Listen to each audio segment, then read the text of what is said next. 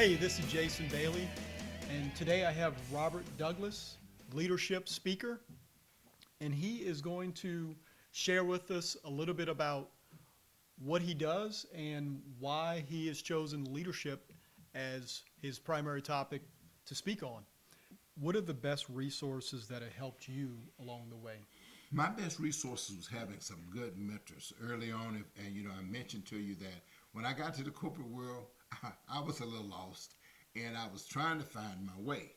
But for some reason, some people took a liking to me, and they would sit me down and tell me things as to how I should behave myself and how I should respond and not respond.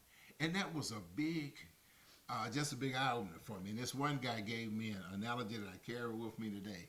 He said, if you're sitting at the card table, okay, and this is the corporate world, and you're playing bid whist, and everybody else is playing boo-ray, your cards don't matter. So what you have to do is learn how to play boo-ray in order to matriculate that card table in that game. Like you said, what to say, but also what not to say. What have you read or listened to recently that has inspired you? Yeah, I read a lot of John Maxwell.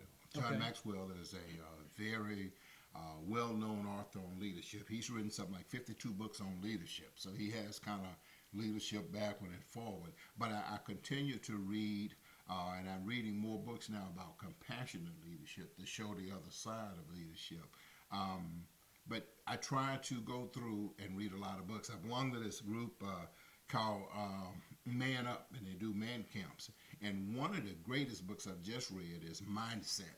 This book, Mindset, it really loads you up with people's mindset, but it also opens you up to how other people think. And it has a little taste of cover in there where you seek to understand the other person before you just blot out everything you're coming from with. So that's been a reinforcement to me to read this book, Mindset, going back to Stephen Covey's book. And who's the author of that? Do you remember? Dweck, I'm sorry. Carol Dweck? Yeah. Okay. Yeah. Couldn't remember the first Yeah, name. I Sorry. remember Albert Yeah, mentioning it. he did. He did. He turned me on to that book. Who are the three people that have been most influential in your life? I think the three people that's been most influential in my life, first I would have to say my mom, who came up in the country, went through first grade, didn't have a good education, and believe it or not, Jason, of all my achievements, I have a PhD degree, 2 masters and a BS, but my greatest achievement is teaching my mom how to read. Nothing beats that. And she was able to read the Bible and sign her name. So first and foremost, she's probably my greatest mentor I ever had because of the things she taught me. Second person was probably I would have to say Martin Luther King. And here's why. In 1966, Martin Luther King gave a speech about the Good Samaritan. And he put it like no one else had put it before. And here's what he said. He said, the priest and the Levite passed on the other side of the road, and they asked the question, if I stop to help this man, what will happen to me? But the Samaritan reversed the question and say, if I don't stop to help this man, what will happen to him? And that went a long way with me of helping people along the way. So some of the things I do when I have stuff in my car, extra dollar bills, is be sure I give that homeless person some money because I'm I'm more well off than they are, and it's trying to help someone along the way. So my mother, Martin Luther King, and the second person I would have to say probably is my father. And the reason I say that, he taught us independence. The greatest lesson from my father was he took me to this outlet store. I was 7th grade.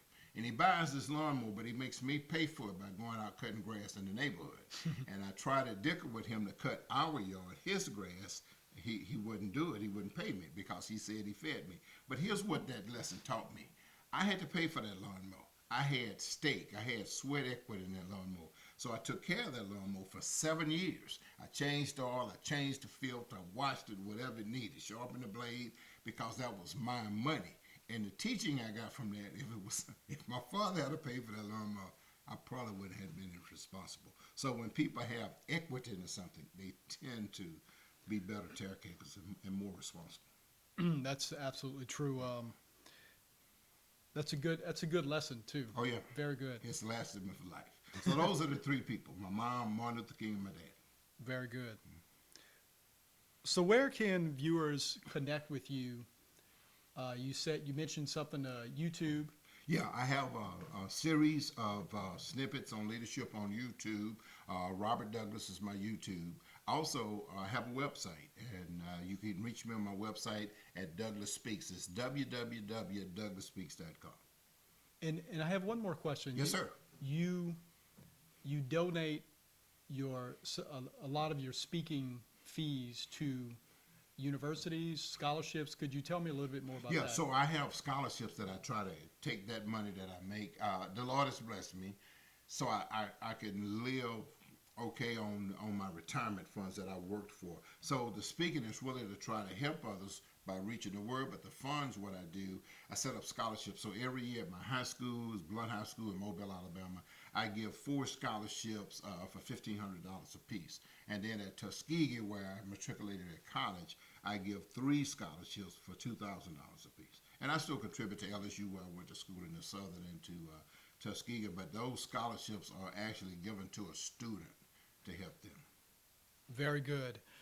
Well, Robert Douglas, leadership speaker, and could you say your website one more time? Yeah, it's www.douglasspeaks.com. Thank you all, and have a great day.